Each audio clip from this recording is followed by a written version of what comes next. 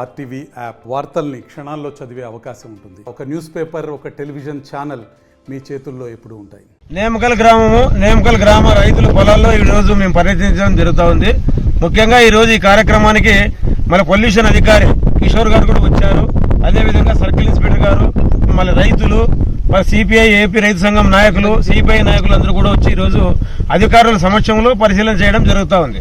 అంటే పంట ఏ మోతాదులో నష్టపోతా ఉంది, ఏం కదా అని చెప్పేసి ఈరోజు పొల్యూషన్ కంట్రోల్ అధికారి గారు గమనించారు. పొలాలు కూడా పర్యటించి ఖచ్చితంగా మేము రిపోర్ట్ ఇస్తామని కూడా చెప్పారు.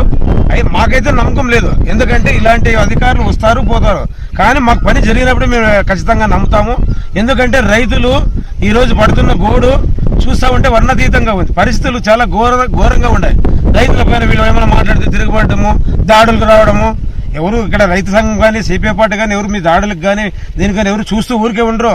రైతులకు న్యాయం జరగాల, రైతులు అడిగింది ఇవ్వాలా, రైతులు ప్రభుత్వ నిబంధనల ప్రకారం ఏమైతే వస్తుందో ఆ నష్టపరిహారం అందించాల్సిందే.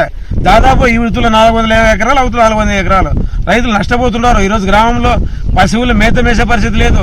32,000 గొర్రెలు ఉన్నాయి ఇక్కడ. ఆ గొర్రెలు 24 గంటలు కొండ చుట్టూ తిరుగుతూ ఉంటాయి. అవి కూడా విషపూరితమైన మళ్ళీ పశువుల గడ్డిని తిని అవి కూడా అనారోగ్యం గురి అయిపోయే పరిస్థితి వస్తూ ఉంది.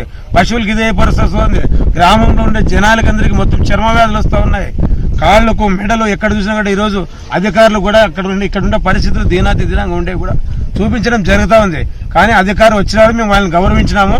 ఈ రోజు తూతూ మంత్రంగా మాత్రం ముందుకు పోతే, దీనికి సరైన రిపోర్ట్ ఇవ్వకపోతే మాత్రము మేము ఏపీ రైతు సంఘము నేమకల్ ప్రజల రైతుల్ని సమస్య పరిష్కారం అయ్యేంత వరకు కూడా అవసరమైతే జిల్లా యంత్రాంగాన్ని కూడా ఇక్కడ పిలిపించి పరిశ్రమల దగ్గరకు పోయి పారిశ్రమల యాజమాన్యతో చొరవ తీసుకునేంత వరకు వదలకోకుండా గేట్ల దగ్గరకు పోయి కూర్చొని మేము పెద్ద ఎత్తున ఆందోళన చేస్తాము. వాళ్ళు ఏదో ఈ రోజు వచ్చారు పోయినారంటే మాత్రం మేము ఊరికే ఉండే పరిస్థితి ఉండదు. ఈ ఇష్యూని జిఎన్టీ వరకు కూడా తీసుకుపోతాం, ఎన్జిటి వరకు కూడా తీసుకుపోతాం, నేషనల్ గ్రీన్ ట్రిబ్యునల్ వరకు కూడా తీసుకుపోతాము.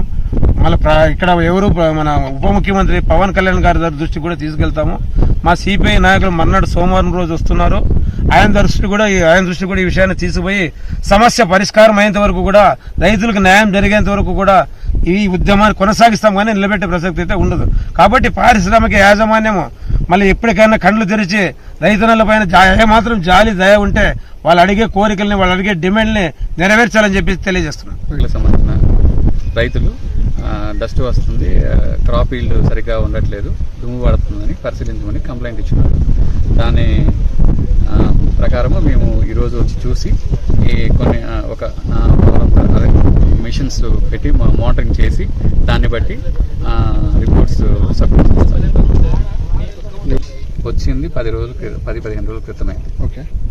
15 రోజుల క్రితం వచ్చి చూసి పరిశీలించి వాళ్ళు చెప్పిన దానికి అది అవునా కాదా అని వెరిఫై చేయడానికి మానిటరింగ్ చేసి తర్వాత అదే అనుగుణంగా ఆ రిపోర్ట్స్ ప్రకారం చర్యలు తీసుకోవడం జరుగుతుంది.